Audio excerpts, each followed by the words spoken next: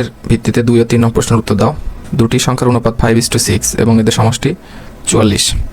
তো এখানে আমরা একটা সংখ্যা মূল্য করলাম 5x, আরেকটি সংখ্যা হলো 6x।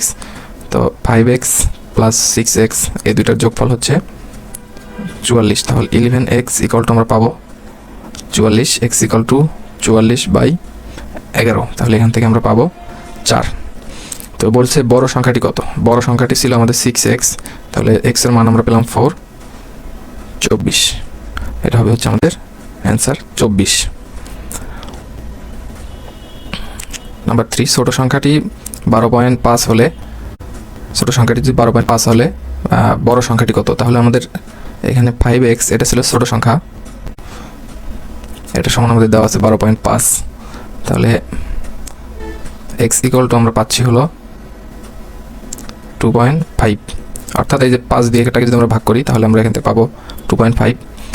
তো এখান থেকে বলছে বড় সংখ্যাটি কত? বড় সংখ্যাটি হলো 6x।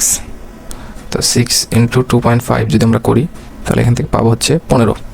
আশা করি বুঝতে পেরেছো। এখানে আমাদের 6:5 দেওয়া ছিল, 5:6 দেওয়া ছিল, 5:6। তাহলে এটা হচ্ছে ছোট সংখ্যা, এটা হলো বড় সংখ্যা। তো 5x আর 6x আমরা এর আগে ধরে এসেছি। তো এখানে বলছে যে ছোট সংখ্যাটি 12.5, তার মানে 5x সমান আমরা বলতে পারি 12.5।